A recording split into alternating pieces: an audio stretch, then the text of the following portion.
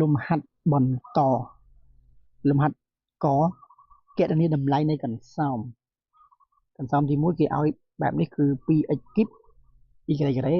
ដក 3x y ការ៉េលក្ខខណ្ឌដែលគេកំណត់ឲ្យរកគឺ x ស្មើដក1ហើយ y ស្មើ2អញ្ចឹងមានន័យថាយ៉ាងម៉េចមានន័យថាកន្លែងណាមាន x ជួសដោយដក1អញ្ចឹងយើងមើលលំហាត់របស់យើង x មានប្រមាណកន្លែងតែនេះ x មានមួយកន្លែងនេះមួយកន្លែងអញ្ចឹងកន្លែងហ្នឹងដូរទៅជាលេខប៉ុន្មានលេខដក1បន្ទាប់មកទៀតគេប្រាប់ថា y ស្មើ2អញ្ចឹងយើងមើល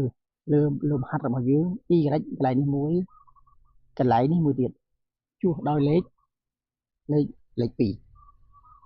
បាទយើងចាប់ផ្ដើមអញ្ចឹងលំហាត់ក2កន្លែងនេះគឺ x គីបអញ្ចឹងយើងដាក់គីបសិនកន្លែងនេះ y ការ៉េយើងដាក់ការ៉េសិនដក3វងកញ្ចក់កន្លែងនេះការ៉េអញ្ចឹងយើងដាក់ការ៉េដែរយើងចាប់ផ្ដើមចំនួនចូលកន្លែងនេះ x កន្លែងហ្នឹងដូរទៅជាលេខអីនេះដក1កន្លែងណាមាន x ដូរទៅជាដក1អញ្ចឹងកន្លែងហ្នឹងដក1កន្លែងនេះ y អញ្ចឹងកន្លែងនេះ y ដែរ y ដូរទៅជាលេខ2កន្លែងនេះ x ដូរទៅជា x ដែរអញ្ចឹងដូរទៅជាលេខដក1 y ស្មើ2អញ្ចឹងដូរទៅជាលេខ2ហើយយើងចាប់ផ្ដើមគិតអញ្ចឹងអានេះដក1សេគុណ3មានន័យថាដក1គុណគ្នាចំនួន3ដងឬក៏បងអូនគិតដក1សេគុណ3គុណមកចូលគ្នាហើយក៏បានដែរឥឡូវខ្ញុំពន្លាតសិនដើម្បីឲ្យស្រួលយល់ដាក់លេខ2អញ្ចឹងមើលឲ្យតន់កន្លែងនេះដក1នេះសេគុណ3អញ្ចឹងមានន័យថាគេឲ្យសរសេរដក1នឹងគុណគ្នាចំនួនប៉ុន្មានដង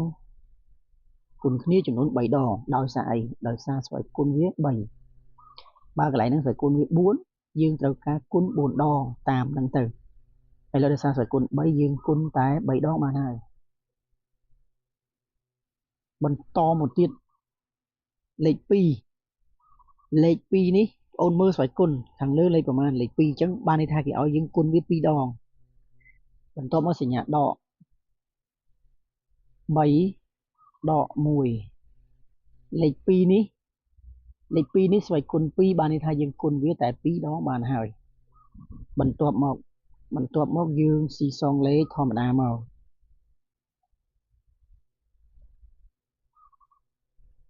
អញ្ចឹងយើងចាប់ផ្ដើមគុណលេខ2ម្ដង2គុណ1ទៅនៅតែ2ដដែលហ្នឹងគុណ2ទៅឃើញ2ទៀតហើយ2ដង4 2ដង5 8អញ្ចឹងកន្លែងហ្នឹងឃើញ8យើងគិតសញ្ញាវិញម្ដងតើសញ្ញាវាឃើញប៉ុន្មានចានេះសញ្ញាដក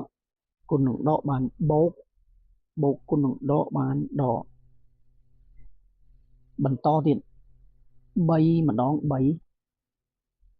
គុណ2 6 2ដង12អញ្ចឹងកន្លែងហ្នឹងបាន12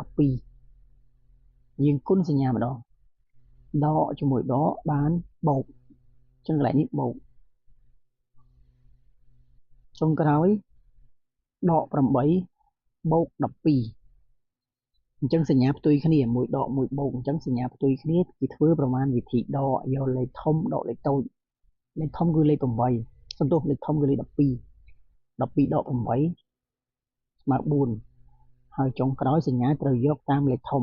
គឺសញ្ញាបូកដោយសារ12វាធំជាងអញ្ចឹងបានបូក4អញ្ចឹងចម្លើយសំដៅកនេះគឺឃើញ4ហើយលំហាត់ខមានរៀងពិបាកជាងកបន្តិចណាប៉ុន្តែយើងជំនួសចូលដូចគ្នាទេឥឡូវយើងចាប់ផ្ដើមតែម្ដង4កន្លែងនេះ a ការ៉េអញ្ចឹងយើងដាក់វងកញ្ចក់ហើយយើងមើល a យើងស្មើប្រមាណ a យើងស្មើ2អញ្ចឹងកន្លែងនេះយើងដាក់2ទៅហើយការ៉េនេះយើងលើកជាការ៉េដែរមកហើយគុណនឹង3អញ្ចឹងយើងបើកវងកញ្ចក់3នេះអត់មានស្វ័យគុណទេបានន័យថា3តែមួយទេ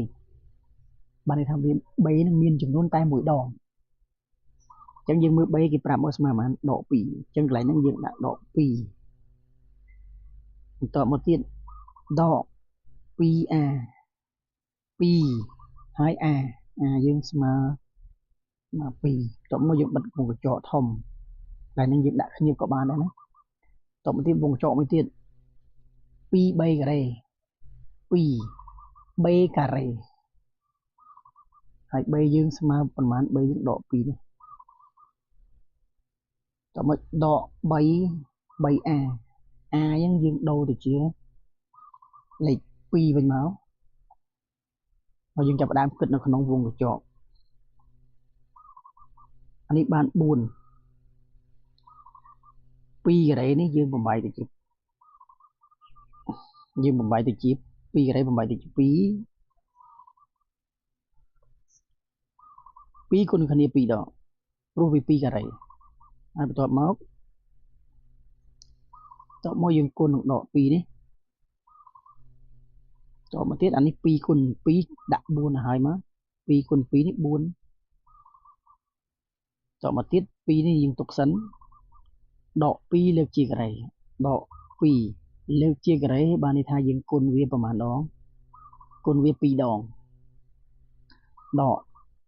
អានេះ3គុណ2គិតទៅហើយមក3 2ដង 6ជួរបន្ទាប់យើងចាប់ផ្ដើមគុណលេខតែម្ដងយើងចាប់ផ្ដើមគុណលេខ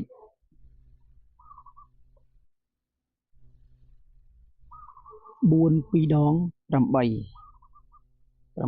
2ដង 16 16គុណ2ទៀតគឺឃើញ 32ឥឡូវយើងគិតសញ្ញាកន្លែងនេះមានតែដកតែឯងទេអញ្ចឹងសញ្ញាគឺសញ្ញាដកហើយតមកដកអានេះ4បិទមុខកញ្ចក់វិញឥឡូវយើងចាប់ផ្ដើមគុណមុខកញ្ចក់ទី2 2 2ដង 4 4 2ដង 8យើងគិតសញ្ញាដកគុណដកនេះចេញបានបូកហើយអានេះដក 6 នៅដដែលយើងគិតមុខកញ្ចក់ទី1ដក 32 ដក 4 អញ្ចឹងសញ្ញាដូចគ្នាធ្វើប្រមាណទីបូក 32 បូក 4 វិញ